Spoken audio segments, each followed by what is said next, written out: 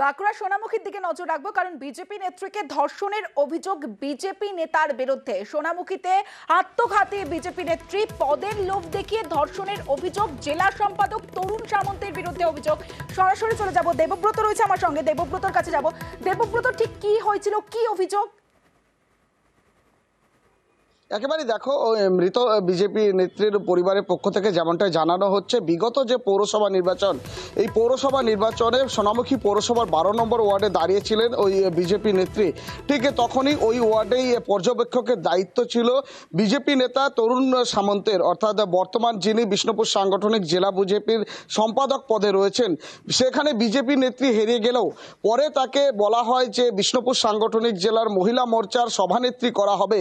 এই পদের লোভ দেখিয়ে তাকে বারংবার বিষ্ণুপুরে নিয়ে আসা হয় এবং বিভিন্ন মিটিং মিছিলে নিয়ে আসার নাম করে তাকে একাধিকবার ধর্ষণ করা হয়, এমনটাই অভিযোগ। তারপরে কিন্তু ওই বিজেপি নেত্রী থানায় অভিযোগ করেছিল, তারপরেও কিছু হয়নি। যেমনটাই তারপরে বেশ কিছুদিন মানসিক অবসাদে ভোগে। এমনকি যেমনটা আরও অভিযোগ করা হচ্ছে যে ওই বিজেপি নেতা, যে বিজেপি নেত্রী মারা গেছে, তার কিছু অশ্লীল ছবি তারা মোবাইলে পোস্ট তুলে রাখে। সেই ছবি সামাজিক মাধ্যমে ভাইরাল করে দেওয়ার হুমকি দেখায়। দীর্ঘদিন ধরে ভয় দেখানো, দেবব্রত সঙ্গে থাকো, পদের লোভ দেখে ধর্ষণ করেছেন, তারপরেও সবসময় ভয় দেখানোর অভিযোগ নিহত বিজেপি নেত্রীর স্বামীর। অন্যদিকে ফাঁসির দাবি নিহতের শাশুড়ির। আমার বউ 12 নম্বর ওয়ার্ডে দাঁড়িয়েছিল। আমাদের যে 12 নম্বর ওয়ার্ডের যে দাঁড়িয়েছিল তার ইনচার্জের দায়িত্ব নেয় তরুণ সামন্ত। তখন থেকে তার খুব মতলব ছিল, সে তাকে একটা পদের লোভ দেখিয়ে তাকে বিষ্ণুপুর নিয়ে যায়, তারপর তাকে ধর্ষণ করে এবং নিজে জবানবন্দিও দিয়ে গেছে। সে নিজে বলেছিল যে আমার টাকা বল আছে, আমার কেউ কিছু করতে পারবে না, যে ছবিটা ভাইরাল করে দেবো, যে আমার কাছে সব কিছু ডকুমেন্ট আছে, কেরিয়ার নষ্ট করে দেবো, তোমাকে একদম শেষ করে দেবো, এরকম ধরনের ভয়, সবসময় ভয় দেখাতো। তরুণ সামন্ত কোন দল করে? ও করে বিজেপি করে। আপনার বৌমা? আমার বৌমা বিজেপি করতো, ওকে ধর্ষণ করতো। আমি চাইছি যে ওর ফাঁসি হোক, ওর ফাঁসি ছাড়া ওর কোনো উপায় নেই, সত্যিই ফাঁসি হোক। আমার যখন বৌমা মারা গেছে, তো ওর ফাঁসি আমরা চাচ্ছি। জেলা সম্পাদক তরুণ সামন্তের বিরুদ্ধে অভিযোগ। সরাসরি চলে যাব, দেবব্রত রয়েছে আমার সঙ্গে। দেবব্রত, এই তরুণ সামন্ত এখন কোথায়, তদন্তেই বা কি অগ্রগতি?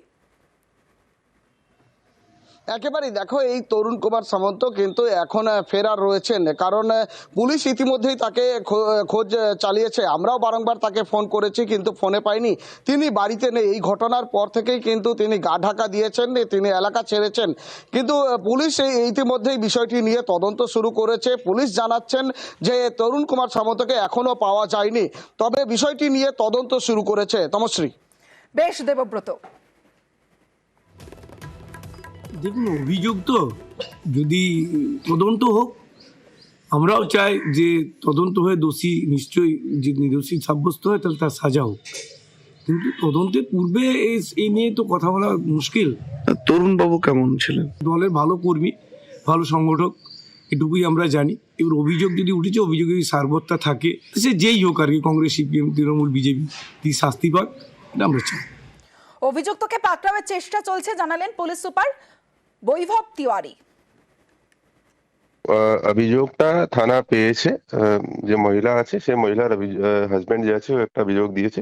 সেই অভিযোগের ভিত্তিতে একটা এফআইআর করা হয়েছে থানায়, সেকশন 306 আইপিসিতে সেটা রেজিস্টার হয়েছে। তারপর থেকে তদন্ত চালু হয়েছে। অভিযোগ যার বিরুদ্ধে হয়েছে সে অ্যাকিউজডকে ধরার চেষ্টা হচ্ছে, কিন্তু ও এখন এলাকা থেকে বাইরে আছে, তো সেটা চেষ্টা চলছে।